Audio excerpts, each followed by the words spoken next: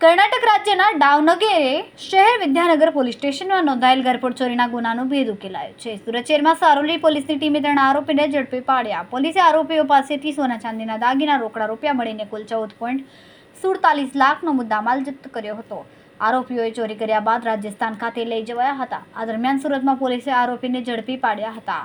મળતી માહિતી મુજબ સુરત શહેરમાં સારોલી પોલીસની ટીમ વાહન ચેકિંગ કરી રહી હતી. તે દરમિયાન શંકાસ્પદ હાલતમાં શ્યામસિંહ માનસિંહ રાવત, કંવરપાલ ત્રિલોકસિંહ રાવત અને પ્રતાપસિંહ લક્ષ્મણસિંહ રાવતને ઝડપી પાડ્યા. પોલીસે આરોપી પાસેથી અલગ સોના ચાંદીના દાગીના, 6 મોબાઈલ ફોન, 2 વોચ, રોકડા રૂપિયા 95,600 મળીને 14,47,670 રૂપિયાનો મુદ્દામાલ જપ્ત કર્યો છે.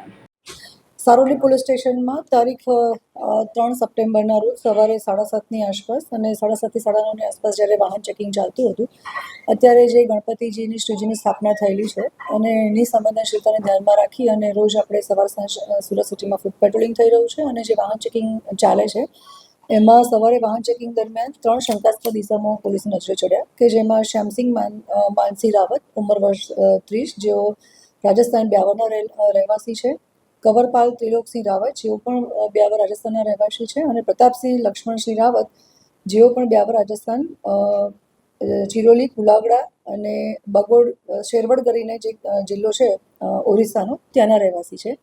આ 3 જણા, 2 જણા છે એ ઘરફોડ ચોરીના અને મિલકત સંબંધી ગુનાના સંદર્ભમાં પોલીસ જેલમાં હતા, અને જે શ્યામસિંહ છે એઓ મર્ડરના ગુનામાં જેલમાં હતા. તે દરમિયાન તેઓની મિત્રતા થઈ. એ લોકો જ્યારે બહાર નીકળ્યા છૂટીને, ત્યારે 3 જણાએ ભેગા મળી, એમાંથી એક જણ જે છે પ્રતાપસિંહ, એ બેંગ્લોરમાં એક જગ્યાએ જોબ કરતા હતા.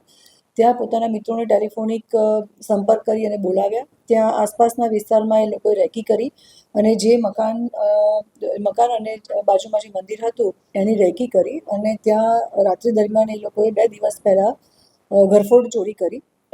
એ ચોરી કરી અને મુદ્દામાલ લઈ અને જ્યારે પરત રાજસ્થાન પોતાના વતનમાં પાછા ફરતા હતા અને આપણા સુરત પોલીસ શહેરની જે અત્યારની સંવેદનશીલતાને ધ્યાનમાં રાખી અને વાહન ચેકિંગ ચાલી રહ્યું છે, એ વાહન ચેકિંગ દરમિયાન આપણને આ શંકાસ્પદ જણાયા. આપણે એ લોકોનો સામાન ચેક કર્યો અને એ વખતે આશરે સોના ચાંદીના દાગીના સાથે અને રોકડ રકમ સાથે 14.5 લાખની આસપાસનો મુદ્દામાલ આપણે જોયો, અને એ લોકોને શંકાસ્પદ લાગતા પોલીસ સ્ટેશને બોલાવીને પૂછપરછ કરી ત્યારે આપણી પાસે એ માહિતી ઉપલબ્ધ થઈ કે આ લોકોએ ત્યાં બેંગ્લોરમાં ઘરફોડ ચોરી કરી છે અને મુદ્દામાલ સાથે એ લોકો પરત જઈ રહ્યા હતા.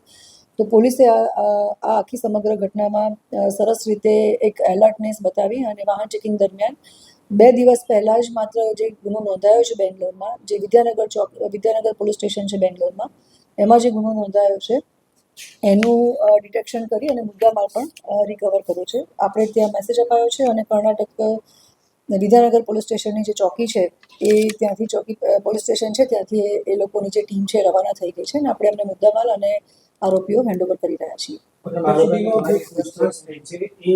ત્યાં ચોરી કરીને સુરત રૂટ પર કેમ આવ્યો?